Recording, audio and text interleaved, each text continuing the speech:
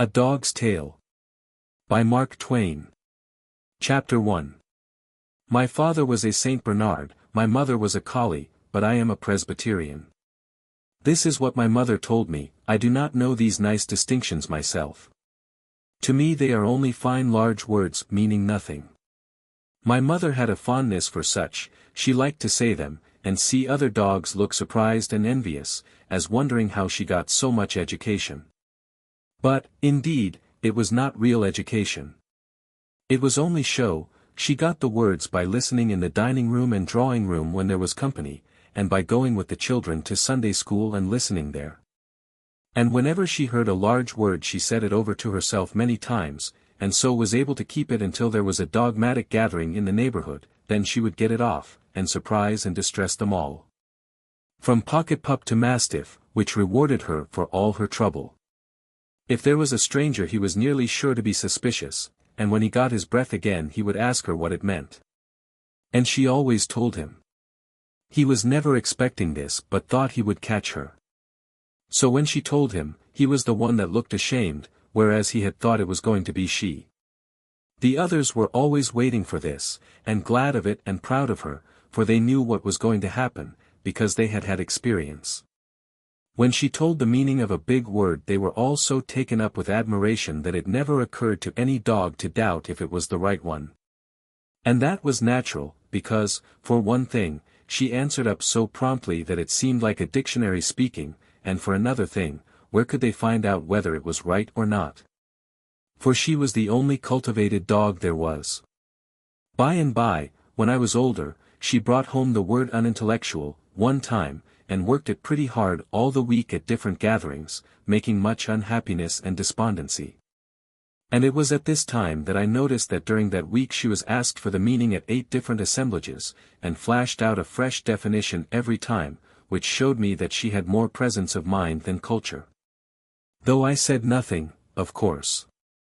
She had one word which she always kept on hand, and ready, like a life preserver, a kind of emergency word to strap on when she was likely to get washed overboard in a sudden way. That was the word synonymous. When she happened to fetch out a long word which had had its day weeks before and its prepared meanings gone to her dump pile, if there was a stranger there of course it knocked him groggy for a couple of minutes, then he would come to. And by that time she would be away downwind on another tack, and not expecting anything. So when he'd hail and ask her to cash in, I, the only dog on the inside of her game, could see her canvas flicker a moment, but only just a moment, then it would belly out taut and full, and she would say, as calm as a summer's day. It's synonymous with supererogation, or some godless long reptile of a word like that, and go placidly about and skim away on the next tack, perfectly comfortable, you know, and leave that stranger looking profane and embarrassed. And the initiated slatting the floor with their tails in unison and their faces transfigured with a holy joy. And it was the same with phrases. She would drag home a whole phrase, if it had a grand sound, and play it 6 nights and 2 matinees, and explain it a new way every time, which she had to, for all she cared for was the phrase. She wasn't interested in what it meant, and knew those dogs hadn't wit enough to catch her, anyway. Yes, she was a daisy.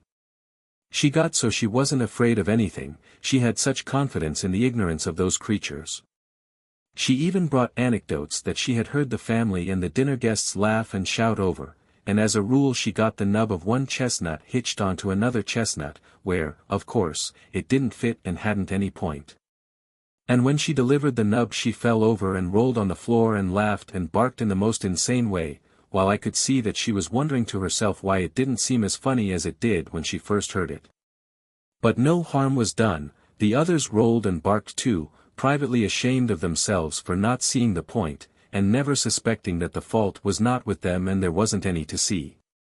You can see by these things that she was of a rather vain and frivolous character, still, she had virtues, and enough to make up, I think. She had a kind heart and gentle ways, and never harbored resentments for injuries done her, but put them easily out of her mind and forgot them. And she taught her children her kindly way, and from her we learned also to be brave and prompt in time of danger, and not to run away, but face the peril that threatened friend or stranger. and help him the best we could without stopping to think what the cost might be to us. And she taught us not by words only, but by example, and that is the best way and the surest and the most lasting. Why, the brave things she did, the splendid things. She was just a soldier. And so modest about it, well, you couldn't help admiring her, and you couldn't help imitating her. Not even a King Charles spaniel could remain entirely despicable in her society. So, as you see, there was more to her than her education. Chapter 2. When I was well grown, at last, I was sold and taken away, and I never saw her again. She was broken-hearted, and so was I, and we cried. But she comforted me as well as she could, and said we were sent into this world for a wise and good purpose, and must do our duties without repining, take our life as we might find it, live it for the best good of others. And never mind about the results. They were not our affair. She said men who did like this would have a noble and beautiful reward by and by in another world, and although we animals would not go there. To do well and right without reward would give to our brief lives a worthiness and dignity which in itself would be a reward. She had gathered these things from time to time when she had gone to the Sunday school with the children, and had laid them up in her memory more carefully than she had done with those other words and phrases. And she had studied them deeply, for her good and ours. One may see by this that she had a wise and thoughtful head, for all there was so much lightness and vanity in it. So we said our farewells, and looked our last upon each other through our tears. And the last thing she said, keeping it for the last to make me remember it the better, I think, was, in memory of me, when there is a time of danger to another do not think of yourself, think of your mother, and do as she would do. Do you think I could forget that? No. Chapter 3. It was such a charming home, my new one. A fine great house, with pictures, and delicate decorations, and rich furniture, and no gloom anywhere, but all the wilderness of dainty colors lit up with flooding sunshine. And the spacious grounds around it, and the great garden, oh, greensward, and noble trees, and flowers, no end. And I was the same as a member of the family. And they loved me, and petted me, and did not give me a new name, but called me by my old one that was dear to me because my mother had given it me, Aileen Mavoureen. She got it out of a song.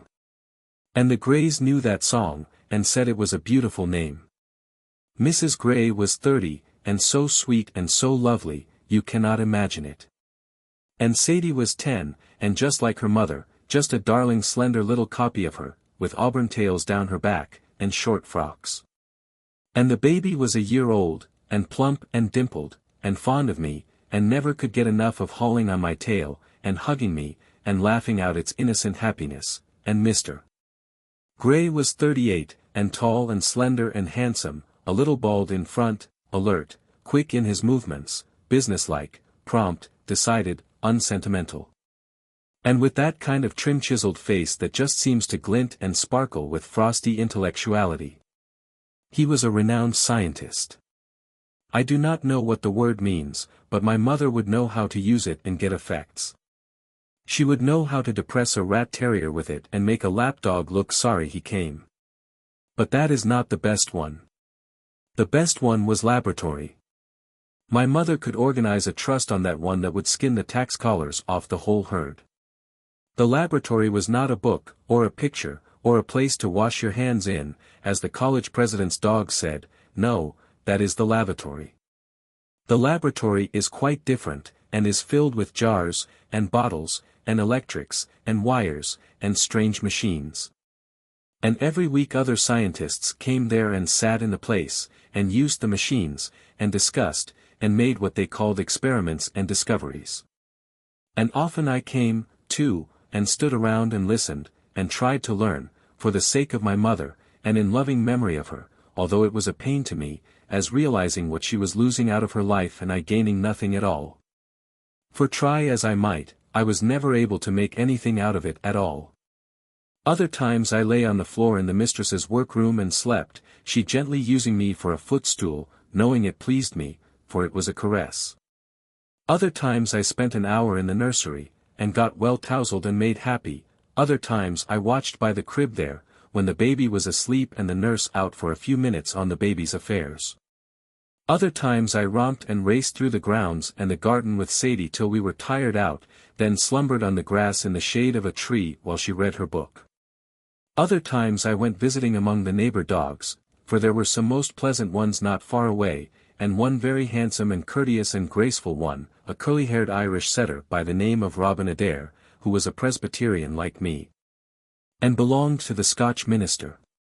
The servants in our house were all kind to me and were fond of me, and so, as you see, mine was a pleasant life. There could not be a happier dog that I was, nor a gratefuler one. I will say this for myself, for it is only the truth, I tried in all ways to do well and right, and honor my mother's memory in her teachings, and earn the happiness that had come to me, as best I could. By and by came my little puppy, and then my cup was full, my happiness was perfect. It was the dearest little waddling thing, and so smooth and soft and velvety, and had such cunning little awkward paws, and such affectionate eyes, and such a sweet and innocent face. And it made me so proud to see how the children and their mother adored it, and fondled it, and exclaimed over every little wonderful thing it did. It did seem to me that life was just too lovely to. Then came the winter. One day I was standing a watch in the nursery. That is to say, I was asleep on the bed. The baby was asleep in the crib, which was alongside the bed, on the side next the fireplace. It was the kind of crib that has a lofty tent over it made of gauzy stuff that you can see through. The nurse was out, and we two sleepers were alone. A spark from the wood fire was shot out, and it lit on the slope of the tent. I suppose a quiet interval followed, then a scream from the baby awoke me, and there was that tent flaming up toward the ceiling. Before I could think, I sprang to the floor in my fright, and in a second was halfway to the door. But in the next half-second my mother's farewell was sounding in my ears, and I was back on the bed again. I reached my head through the flames and dragged the baby out by the waistband, and tugged it along, and we fell to the floor together in a cloud of smoke. I snatched a new hold, and dragged the screaming little creature along and out at the door and around the bend of the hall, and was still tugging away, all excited and happy and proud, when the master's voice shouted, "Begone, you cursed beast!" And I jumped to save myself. But he was furiously quick, and chased me up, striking furiously at me with his cane, I dodging this way and that, in terror, and at last a strong blow fell upon my left foreleg, which made me shriek and fall, for the moment, helpless. The cane went up for another blow, but never descended, for the nurse's voice rang wildly out, "The nursery's on fire," and the master rushed away in that direction, and my other bones were saved. The pain was cruel, but, no matter, I must not lose any time, he might come back at any moment. So I limped on 3 legs to the other end of the hall, where there was a dark little stairway leading up into a garret where old boxes and such things were kept, as I had heard say, and where people seldom went. I managed to climb up there, then I searched my way through the dark among the piles of things, and hid in the secretest place I could find. It was foolish to be afraid there, yet still I was. So afraid that I held in and hardly even whimpered, though it would have been such a comfort to whimper, because that eases the pain, you know. But I could lick my leg, and that did some good. For half an hour there was a commotion downstairs, and shoutings, and rushing footsteps, and then there was quiet again. Quiet for some minutes, and that was grateful to my spirit, for then my fears began to go down. And fears are worse than pains, oh, much worse. Then came a sound that froze me. They were calling me by name, hunting for me. It was muffled by distance, but that could not take the terror out of it, and it was the most dreadful sound to me that I had ever heard. It went all about, everywhere, down there, along the halls, through all the rooms, in both stories, and in the basement and the cellar. Then outside, and farther away, then back, and all about the house again, and I thought it would never, never stop. But at last it did, hours and hours after the vague twilight of the garret had long ago been blotted out by black darkness. Then in that blessed stillness my terrors fell little by little away, and I was at peace and slept. It was a good rest I had, but I woke before the twilight had come again. I was feeling fairly comfortable, and I could think out a plan now. I made a very good one. Which was, to creep down, all the way down the back stairs, and hide behind the cellar door, and slip out and escape when the iceman came at dawn, while he was inside filling the refrigerator. Then I would hide all day, and start on my journey when night came, my journey to, well, anywhere where they would not know me and betray me to the master. I was feeling almost cheerful now. Then suddenly I thought, why, what would life be without my puppy? That was despair. There was no plan for me, I saw that, I must stay where I was, stay, and wait, and take what might come, it was not my affair. That was what life is, my mother had said it. Then, well, then the calling began again. All my sorrows came back. I said to myself, the master will never forgive. I did not know what I had done to make him so bitter and so unforgiving, yet I judged it was something a dog could not understand, but which was clear to a man and dreadful. They called and called, days and nights, it seemed to me. So long that the hunger and thirst near drove me mad, and I recognized that I was getting very weak. When you are this way you sleep a great deal, and I did. Once I woke in an awful fright, it seemed to me that the calling was right there in the garret. And so it was Sadie's voice, and she was crying. My name was falling from her lips all broken, poor thing, and I could not believe my ears for the joy of it when I heard her say, "Come back to us, oh, come back to us. And forgive, it is all so sad without our." I broke in with such a grateful little yelp, and the next moment Sadie was plunging and stumbling through the darkness and the lumber and shouting for the family to hear, "She's found, she's found." The days that followed, well, they were wonderful. The mother and Sadie and the servants, why, they just seemed to worship me. They couldn't seem to make me a bed that was fine enough. And as for food, they couldn't be satisfied with anything but game and delicacies that were out of season, and every day the friends and neighbors flocked in to hear about my heroism, that was the name they called it by, and it means agriculture. I remember my mother pulling it on a kennel once, and explaining it in that way, but didn't say what agriculture was, except that it was synonymous with intramural incandescence, and a dozen times a day Mrs. Gray and Sadie would tell the tale to newcomers, and say I risked my life to save the babies, and both of us had burns to prove it, and then the company would pass me around and pet me and exclaim about me. And you could see the pride in the eyes of Sadie and her mother. And when the people wanted to know what made me limp, they looked ashamed and changed the subject, and sometimes when people hunted them this way and that way with questions about it, it looked to me as if they were going to cry. And this was not all the glory, no, the master's friends came, a whole 20 of the most distinguished people, and had me in the laboratory, and discussed me as if I was a kind of discovery. And some of them said it was wonderful in a dumb beast, the finest exhibition of instinct they could call to mind, but the master said, with vehemence, it's far above instinct. It's reason, and many a man, privileged to be saved and go with you and me to a better world by right of its possession, has less of it than this poor silly quadruped that's foreordained to perish. And then he laughed, and said, "Why, look at me, I'm a sarcasm. Bless you, with all my grand intelligence, the only thing I inferred was that the dog had gone mad and was destroying the child, whereas but for the beast's intelligence, its reason, I tell you, the child would have perished." They disputed, and I was the very center of subject of it all, and I wished my mother could know that this grand honor had come to me, it would have made her proud.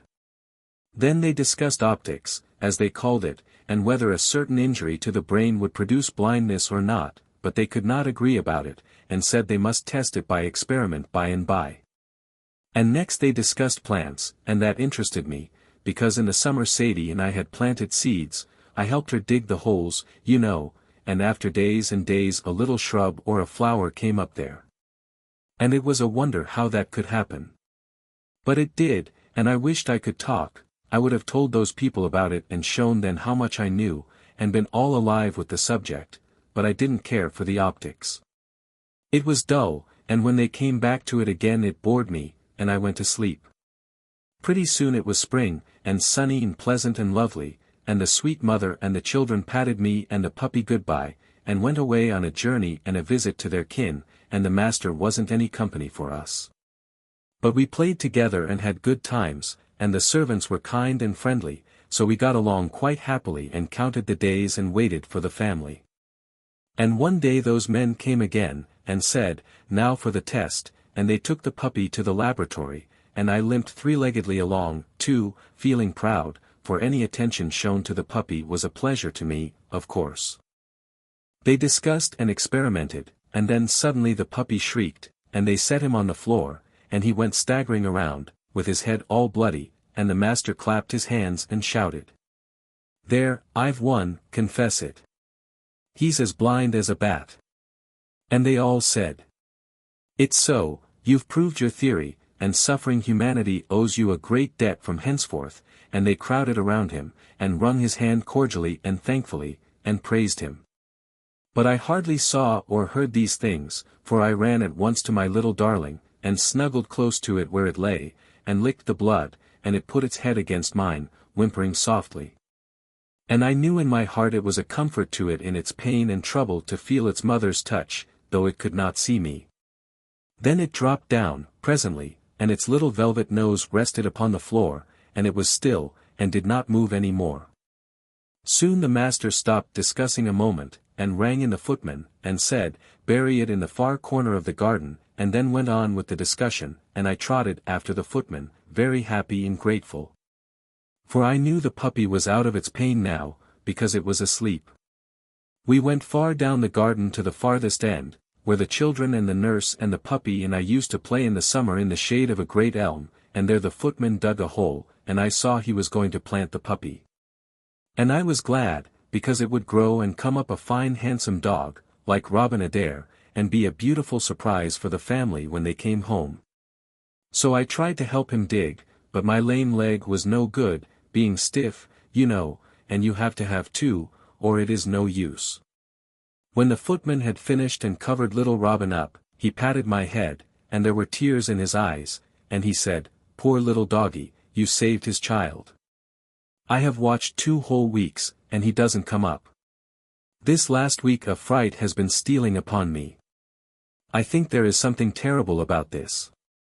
I do not know what it is, but the fear makes me sick, and I cannot eat, though the servants bring me the best of food. And they pet me so, and even come in the night and cry, and say, 'Poor doggy, do give it up and come home, don't break our hearts,' and all this terrifies me the more, and makes me sure something has happened. And I am so weak. Since yesterday I cannot stand on my feet any more." And within this hour the servants, looking toward the sun where it was sinking out of sight and the night chill coming on, said things I could not understand, but they carried something cold to my heart. Those poor creatures. They do not suspect. They will come home in the morning, and eagerly ask for the little doggy that did the brave deed, and who of us will be strong enough to say the truth to them? The humble little friend is gone where go the beasts that perish.